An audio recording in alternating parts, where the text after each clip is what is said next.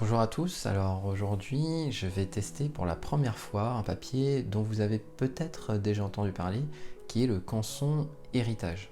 En fait ce qui s'est passé c'est que j'ai reçu pas mal de mails et parmi ces mails, certains me demandent si je connais le papier Canson Héritage et jusqu'à présent je répondais que non, je connaissais pas, que j'avais jamais testé et du coup que je pouvais pas émettre d'avis là-dessus. Et en fait, ces demandes-là sont devenues de plus en plus récurrentes. Est-ce que tu connais ce papier? Est-ce que tu connais ce papier? Et finalement, je me suis dit, ok, bah, on n'a plus qu'à s'en procurer et puis le tester. Et donc, le voici. Voici le papier Canson Héritage. C'est un bloc collé quatre côtés avec en caractéristique un papier qui est 100% coton, donc plutôt bien adapté pour le travail dans l'humide. Et pour les peintures que je réalise, c'est sachant que je travaille pas mal dans l'humide, c'est bien adapté. Après, en termes de grammage, c'est du 300 grammes par mètre carré. Donc c'est le grammage que je recommande et que j'utilise pour pas que ça gondole trop. Et en même temps, faut, pour moi, il n'est pas nécessaire d'avoir un grammage trop important parce qu'après, ça devient presque du carton. Le papier est extrêmement épais. Et le dernier point, c'est que c'est du grain torchon. Alors après, je sais que ce qui est communément utilisé, c'est le grain fin. Moi, j'aime bien le grain torchon parce que ça permet de laisser plus facilement des blancs, le blanc du papier lorsqu'on peint. Et donc voilà, j'ai vraiment sélectionné le grain torchon, 300 grammes par mètre carré et 100% coton, Canson Héritage. Du coup, je vais le déballer pour la première fois et puis ce que je vous propose, c'est que je vous emmène juste derrière dans mon atelier. C'est un bien grand mot, mon atelier. Et puis, bah, on va essayer de peindre une aquarelle là-dessus, un paysage à l'aquarelle. Et à la fin, ben, je vous montrerai le résultat et vous me direz si vous trouvez ça satisfaisant et je vous donnerai également mon avis sur ce papier. A tout de suite!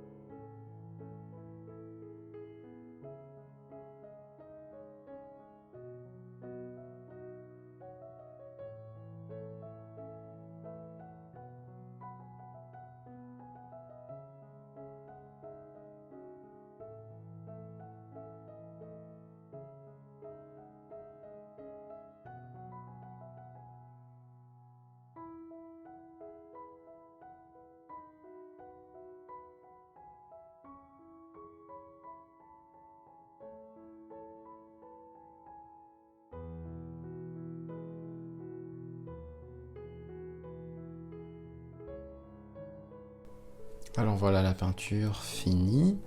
Bah écoutez, c'est plutôt concluant, je trouve. Il y a une bonne tenue dans l'humide. On peut facilement travailler. Ça sèche pas trop vite.